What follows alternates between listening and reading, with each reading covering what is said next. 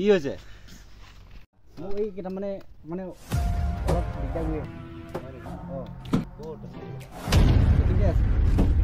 কি হ'ল কাটিম কেলা সেইকেইটা বুজিছ কাটিম কথা সেইটোৱে মোক দেখুৱাই দেচোন সেইকেইটা গৈ থাকা